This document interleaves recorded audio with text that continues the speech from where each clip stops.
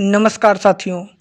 उत्तर प्रदेश में 2027 में विधानसभा का चुनाव होना है।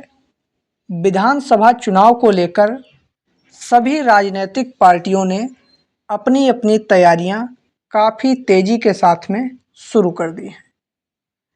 बात करें उत्तर प्रदेश में टोटल विधानसभा की सीटें 403 हैं। 403 सीटों पर विधानसभा का चुनाव होना है। 403 सीटों में से 202 सीट जिस पार्टी को मिल जाती है उसकी पूर्ण बहुमत सरकार बनती है। आज उसी के संक्षेप में आप लोगों के समक्ष 8 मंडलों का ताज़ा ओपिनियन पोल सर्वे रखने वाले हैं, जिसमें आप सभी को देखने को मिलेगी कि किस पार्टी को कितनी सीटें प्राप्त हो रही हैं। साथ ही साथ यहीं से अंदाज़ा भी लग जाएगा कि किस पार्टी की सरकार बनने वाली है 2027 में। 2027 के विधानसभा चुनाव में अगला मुख्यमंत्री कौन बनेगा, सभी के मन में यही एक धारणा लगातार निकल कर आ रही है। तो आपसे रिक्वेस्ट है, वीडियो को लास्ट तक देखिएगा, चैनल को सब्सक्राइब कर लीजिएगा। आइए शुरू करते हैं। बात करते हैं मिर्ज़ापुर मंडल की। तो भाई मिर्ज़ापुर मंडल में टोटल 12 सीटें हैं। मिर्ज़ापुर मंडल में 12 सीटें हैं, जिसमें से भारतीय जनता पार्टी को 8 सीटें मिल रही हैं, समाजवादी पार्टी को 4 सीटें मिल रही हैं, बीएसपी को 0, अदर पार्टी को भी 0। यहाँ पर भारतीय जनता पार्टी अपनी बढ़त बनाती हुई आगे निकलती हुई नज़र आ रही है। इसके बाद में बात करते हैं मेरठ मंडल की। तो मेरठ मंडल में टोटल 28 सीटें हैं विधानसभा की। 28 टोटल सीटों पर विधानसभा का चुनाव होना है मेरठ मंडल के अंतर्गत, जिसमें से भारतीय जनता पार्टी को 9 सीटें मिल रही हैं, समाजवादी पार्टी को 18 सीटें मिल रही हैं और बहुजन समाज पार्टी को 1 सीट मिल रही है, जबकि अदर पार्टी को 0। यहाँ पर बात करें अयोध्या मंडल की, तो अयोध्या मंडल में टोटल 27 सीटों पर चुनाव होना है, जिसमें से भारतीय जनता पार्टी को 12 सीटें मिल रही हैं, समाजवादी पार्टी को 15 सीटें मिल रही हैं, बीएसपी को 0 सीट मिल रही है, अदर पार्टी को भी 0 सीट मिल रही है। यहाँ पर समाजवादी पार्टी अपनी बढ़त बनाती हुई नज़र आ रही है, यानी कि समाजवादी पार्टी टक्कर में इस बार है, कांटे की टक्कर है। बात करें वाराणसी मंडल की, तो वाराणसी मंडल में 25 सीटों पर चुनाव होना है।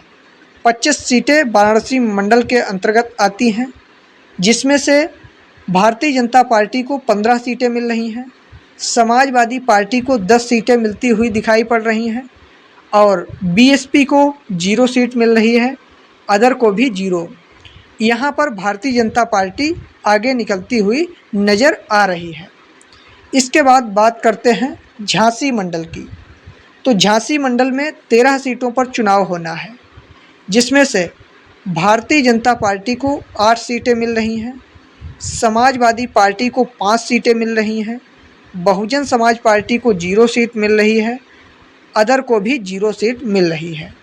यहाँ पर भारतीय जनता पार्टी आगे निकलती हुई नज़र आ रही है झांसी मंडल में।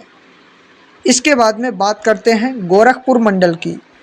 तो भैया गोरखपुर मंडल में टोटल 26 सीटें हैं।